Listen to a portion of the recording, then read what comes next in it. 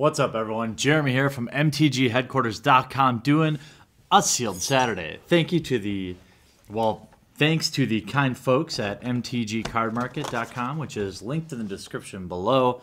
They sent supplies so I can continue the sealed Saturday series even in a time of trying to kind of reload and grow the channel organically. So if you need any singles or anything like that, you guys should definitely check them out. I'm working on buying all my Fat Packs from them for the Fat Pack Palooza this fall. And they've been really, really good to me. And from what I hear from people that have bought from them, really, really good to them. So let's get cracking the packs. For those of you that just like to see the packs cracked, yes, this is a sealed pool from pre-release, so it would be a tiny bit different than what you might expect in a typical Theros box sealed event. However, the variance is, once you open all the packs, is pretty low. So we have a Spawn of Thraxus, and in our rare we have a Bearer of Heavens. Terrible card for limited. Blade Tuskboar is pretty good. Chrome Mass is very good. Meg Restrained, Sigiled Skink, all very good. Red White is looking pretty good in that pack. Let's start with the Journey pack. As I open my packs, I usually just kind of take a mental note of the like stuff like Grim Guardian. That's very good if you end up with a couple of them. Right. Revel of the Fallen God, very expensive. It is a finisher if you can put together the mana. I've seen it played in draft plenty. I've never seen it cast. So that should tell you something. This is great. Feast of Dreams. Very, very easy to overlook that card, but extremely powerful. Stormchaser Chimera. And a Temple of Malady, alright? So people are torn on getting temples and stuff like that in sealed. I like them because it's a couple bucks I can look at right there. And second of all, it's going to give me some flexibility. Even if I'm not playing green-black, if I'm playing green or black, it's essentially a Scryland for me. All right, Born of the Gods, the weakest of the packs. Ares Worshipper is very good. Now, rares Hunter's Prowess is very good. Born of the Gods is pretty weak overall. Right there, we have one of the most powerful commons, Divine Verdict. That's pretty good black-white pool right there. Which you guys know I tend to lean towards. Centaur Battlemaster, Thassa's Emissary, and a Prognostic Sphinx. Okay. Very good card in limited play, and may see some standard play after rotation. Maybe. Probably. Well, who knows. Sea God's Revenge, very good. So I'm already thinking red-blue seems really, really good. Triton Fortune Hunter, Warrior's Lesson, and our rares of Tixis of Pandemonium. All right, let's get color sorting.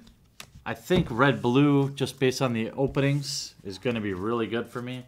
There's some solid uncommons and solid stuff like Blade Tuskboar that's just good. So let's get building, and we'll come back. All right, so we sorted everything, and as I look things over, definitely liking red-blue. And hopefully as I open the packs, you were taking notice too. So we have a Temple of Malady. We have our artifacts. Then we have our two colored cards. Siren of Silent Song is good for if you're playing black-blue. Revel of the Fallen God is very expensive. And Stormchaser Chimera is very good. And also in my... I'm open to being convinced of a different color as I go through, but... We've got some pretty good blue-red staples here. Sea God's Revenge, good. Fortune Hunter, Fate Foretold, Vaporkin, Crystalline Nautilus. That you can decide whether or not you want to play that. Mnemonic Well, Warwing Siren's very good. Aerial Formations, a blowout. Kyros' Missiles, very good. Hubris, Area Worshippers is really good. Deepwater Hypnotist, Crypsis, Retraction Helix. All these are very good. Prognostic Sphinx and Sigiled Scarfish. I've got Scry up the Yin Yang. Now, in red, we've got Pensive Minotaur, Portent of Betrayal, Lightning Strike, very good. Blinding Flare, it can be a finisher. Flurry of Horns, 22nd or 23rd card. Flame Speaker Will, Rouse a Mob can be very good. Bolt of Kyranos, very good. Magma Spray, very good. Sigil Skink, more Scry. Gluttonous Cyclops, Wildfire Cerebus, which is good.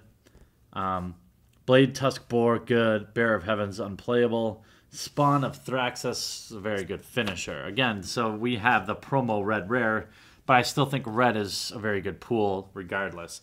In white, we've definitely got some good stuff, but with the Observance, very good. One of the most versatile cards.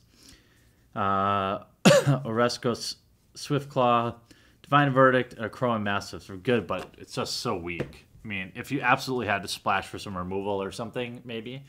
So into black, Freakus Chosen's very good. Feast of Dreams, good. Freakus Cure, good. Grey Merchant, good. Sip of Hemlock, also good. So we've definitely got some good stuff in black. Another Feast of Dreams, Casting of Darkness, Grim Guardian. So I think black-blue is definitely an option. Definitely an option. With green, some good stuff here. Some good stuff. Hunter's Prowess is good. Green is okay overall, too. You've got some nice heroic creatures. Golden Hind for ramp. Swarmborn Giant can be pretty difficult to deal with at times. I still think that red-blue is the combination that we want here. I think the second best combination is black-blue. Let me know what you guys think. So let me pull out my selection.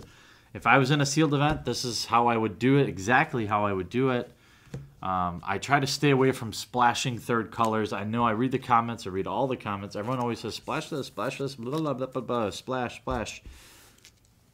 It's just, it's got to be really good to splash.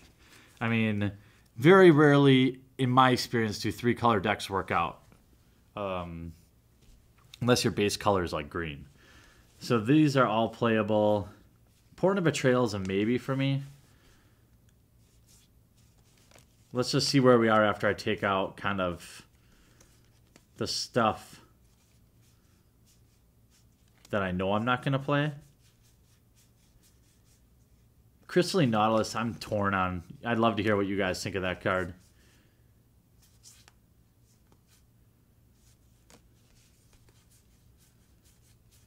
The only thing I'm worried about is we might be low on creatures here. Like creatures to do damage. 1, 2, 3, 4, 5, 6, 7, 8, 9, 10, 11, 12, 13, 14, 15, 16, 17, 18, 19, 20, 21, 22, 23. 1, 2, 3, 4, 5. Good grief, I'm way over.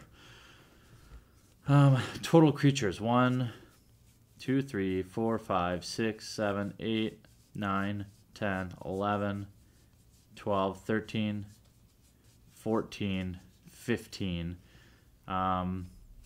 I might cut a Hubris here.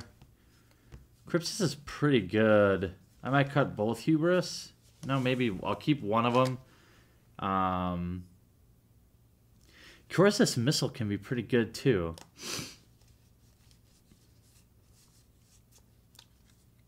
I like the card draw from Fate Foretold, but maybe it just doesn't make the cut this time. I've got so much Scry.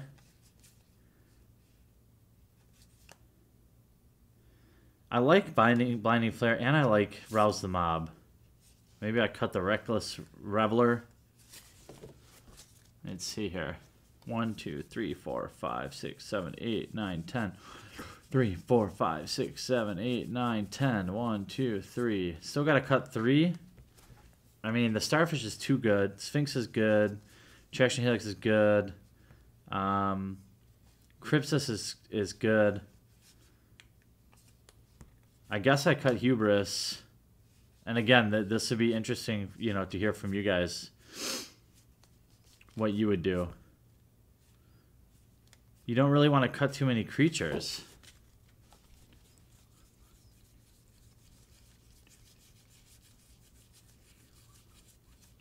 I still have to cut 2 more. This is sometimes a hard situation here. I guess I will... This is a pretty aggressive build. I think I'll cut the Kiyora's Dismissal. The Crypsis. And any one of these could be worked back in. I'm just looking at what is my initial deck, and I think what I'm looking at here is just to get in and mess up your program. I don't have a lot of heroic enablers, but it's, 2, 3, 4.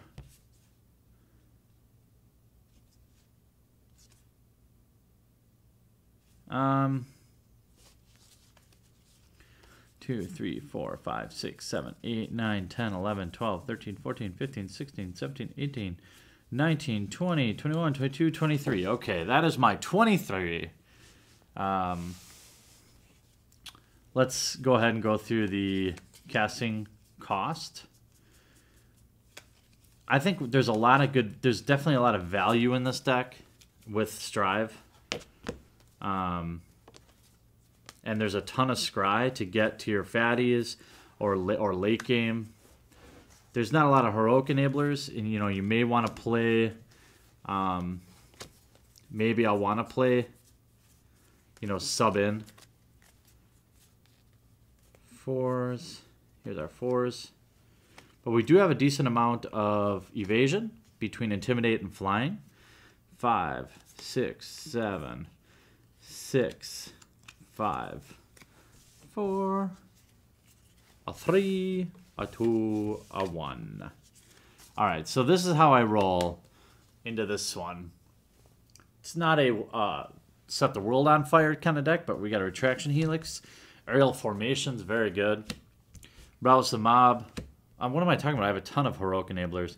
Blinding Flare. You can use it on yourself if you have to. Magma Spray. Sigiled Starfish for early blocking, as well as Scry or late game Scry. Deepwater Hypnotist, good. Vaporkin, great. Sigiled Skink, more Scry. Lightning Strike. Warwing Siren. Triton Fortune Hunter. Bolt of Kyranos.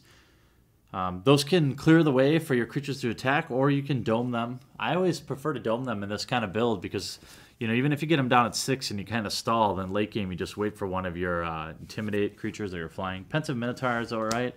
Blade Tusk Boar is very good. Storm Chaser Chimera is excellent. Airy Worshipper is very good. Good value there too. Thassa's Emissary, great value to bestow. Prognostic Sphinx, Wildfire Cerberus. Gluttonous Cyclops, this one is not the greatest creature, but you need some fatties. Sea God's Revenge is great, and Spawn of Thraxus. So if I was getting, overrun, I might cut the Cyclops and play a Crypsis. I don't think that's a terrible idea. But what would you guys have done with this deck? I think that's kind of the point, is I want people to kind of just think a little bit about what kind of deck they would build and the strategy around it, and I think it'll help us all, including myself, get better at limited play, sealed in general. In Theros block, you definitely need your creatures. You can't get overrun early. So what the thing I try to avoid when I build a deck is you can't get overrun early, and you can't get underrun late. So if it's turn 8 and you're stalling out, you need stuff in your deck that can change the course of the game. A bear, a 2/3 Minotaur on turn 10 isn't going to do it, typically. So you do need some fatties in Theros, especially sealed. It's okay to get a little greedy and sealed, I think. And, could I play Portent Betrayal? There's good blue and red sideboard cards here. If I'm playing someone enchantment-heavy deck, I've got stuff to deal with that. I've got stuff to deal with an early rush. So I've got tempo stuff. I've got early removal. I don't have anything to kill anything big, but hopefully I've won by then, or I control the skies.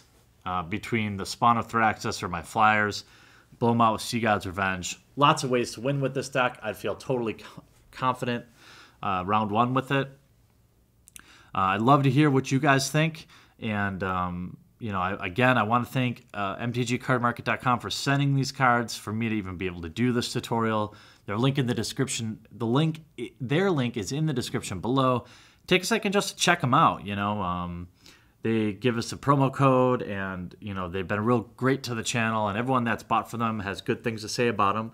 So let's hopefully do what we can to keep them coming back and supporting the channel. And I hope you guys enjoyed this video. We'll talk to you again real soon. I really hope you enjoyed the video, and if you haven't already, check out some of our most popular playlists from MTG vlogs, sick gameplay videos, new product breaks, and some insane vintage openings. I upload 3 to 4 new Magic the Gathering videos every week, so if you haven't already, please take a moment to crush that subscribe button to join one of the fastest growing Magic the Gathering channels on YouTube. Talk to you later.